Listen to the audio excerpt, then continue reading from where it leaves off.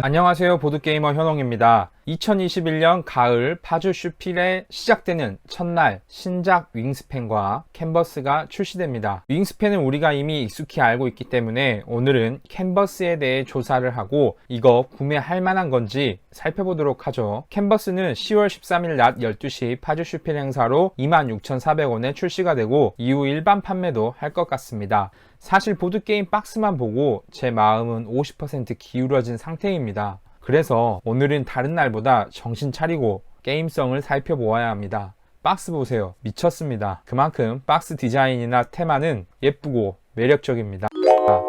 어릴 적 미술 시간에 그림 잘 그리는 친구들 보면 항상 부러웠습니다. 저도 관심이 많아 막 따라 그리고 그랬었는데 이제는 그럴 필요가 없습니다. 이 보드게임을 플레이만 해도 아름다운 그림이 완성되니까요. 캔버스는 작년 4월쯤 킥스타터로 펀딩을 시작했는데 28일 만에 16,062명을 모으고 71만 3,171달러를 기록했습니다. 간단한 게임이 히트를 쳐버렸죠. 환율로 계산하면 8억 5천만 원 정도 되는 금액인데 솔직히 말해서 게임이 아주 재밌다기보다는 아트 디자인을 보고 뭔가 홀린 듯이 이건 집에 하나 무조건 있어야 한다 하면서 클릭한 것 같고, 특히 킥스타터 소개 페이지를 보면 이 게임의 매력이 그대로 드러나 있습니다. 게임성을 살펴봐야 한다고 다짐했는데 자꾸 외적인 것만 홀린 듯이 또 보고 있네요. 딱 소개하는 부분만 보고 넘어가도록 하죠.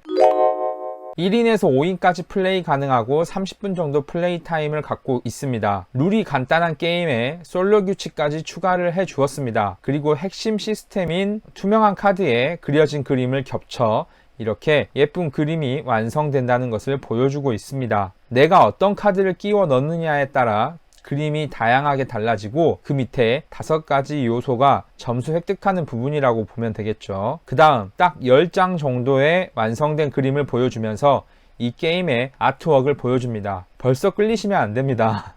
이 게임 다른 보드게임처럼 책장에 꽂아 넣으면 재미없죠. 이렇게 보드박스 뒷면에 벽에 걸어 놓을 수 있도록 해 놓았습니다. 이런 부분도 참 좋습니다. 구성물을 보면 플레이하는 매트도 종이 매트가 아니라 천으로 보입니다. 느낌이 있죠. 그 밑으로 프리미엄 컴포넌트인데 이젤, 토큰, 조건을 달성했을 때 가져오는 리본, 보는 맛으로 플레이를 하기 때문에 이 업그레이드 컴포넌트까지 같이 나오면 좋겠네요. 또 이 작가의 자신감이 보이는 게 규칙서와 PMP 자료를 배포하고 있습니다. PMP 자료를 보면 이 게임을 만들어서 플레이할 수 있도록 프린트 자료를 제공하는 것이라고 보면 되고, 이걸 보는 순간 게임성으로 승부 보려는 생각은 애초에 없었고 이 게임이 예쁘니까 들어와라, 딱 이렇게 느껴집니다. 이제 캔버스 플레이하는 방법을 살펴보죠. 규칙은 간단한데 각 플레이어들은 화가가 되어 3개의 작품을 완성하면 됩니다. 내 차례가 되면 공개된 그림이 그려진 투명 카드 중에 한 장을 가져오거나 투명 카드 3장을 모아서 그림을 완성하면 됩니다. 내가 갖고 있을 수 있는 투명 카드의 개수는 5장까지 제한이라 5장을 보유하고 있다면 내 액션은 무조건 그림 완성하기를 할 수밖에 없죠. 투명 카드를 가져올 때도 가장 왼쪽에 있는 카드는 무료지만 중간에 있는 카드를 가져오려면 그 앞에 이렇게 생긴 영감 토큰이라는 것을 하나씩 올려두어야 합니다. 센츄리에서 카드를 가져올 때와 같은 시스템이라고 보시면 됩니다. 이 영감 토큰이 부족하면 원하는 투명 카드를 가져오기 힘들겠죠. 그림을 완성한 이후에는 위에 공개된 점수 조건에 따라 달성하면 리본 토큰을 가져옵니다. 일종의 업적을 달성했다고 보죠. 여기 규칙서에 보면 예로 잘 나와 있는데 완성된 그림 밑에 이런 식으로 표시가 되어 있다면 초록색 리본은 세모가 쌍으로 있는 것마다 1개씩 가져오니까 여기에 2쌍이 있죠. 그래서 2개를 가지고 오고, 보라색 리본은 5가지 색깔을 전부 모았을 때 가져오니까 1개를 가지고 옵니다. 마지막으로 완성한 그림 밑에 회색 리본이 빗금친 아이콘의 조건을 달성했기 때문에 또 1개를 가지고 올 수 있습니다. 이렇게 모든 플레이어가 3장의 그림을 완성하면 게임이 끝나고 최종 점수 계산을 합니다. 마지막으로 게임 종료가 되었을 때 점수를 획득하는 방식도 여기 룰북에 자세히 나와 있습니다. 한마디로 모은 리본의 종류마다 점수를 획득한다고 보시면 되고, 여기 추가로 솔로 규칙과 시나리오 모드도 있습니다. 참 쉽죠. 오히려 룰이 간단하기 때문에 입문자들에게 환영을 받을 수도 있다고 생각합니다. 전형적으로 카드 드래프팅을 통해 셋 컬렉션을 하여 점수를 획득하는 방식. 자, 이제 구매 직전인 여러분들에게 멈칫하게 만드는 요소 몇 가지를 알려드리려고 합니다.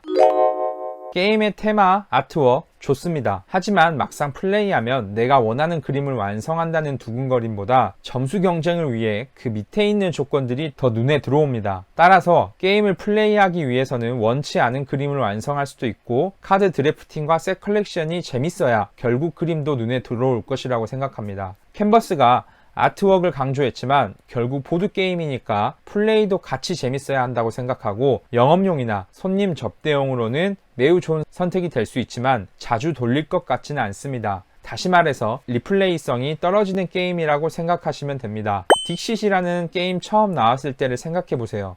다양한 그림 카드들과 신선한 규칙들. 하지만 여러 번 플레이하다 보면 같은 그림이 또 나와서 약간 뻔해질 수 있는 느낌이 드는데, 그래서 딕싯도 이런 단점을 극복하기 위해 무수한 확장을 출시했습니다. 저도 콜렉터로서 한글판으로 출시한 확장은 전부 보유하고 있습니다. 그림이 다양하니까 딕싯을 플레이하는 것도 새롭게 느껴지게 됩니다. 캔버스도 추후 확장을 출시했습니다. 캔버스 리플렉션이라고 해서 내년쯤 배송이 된다고 합니다. 이렇게 확장을 출시해서 새로운 투명 카드가 나오면 리플레이성이 점점 늘어날 것으로 생각하여 확장을 더 많이 앞으로 내지 않을까 싶기도 합니다. 여러분이라면 캔버스 사실 건가요? 저라면 캔버스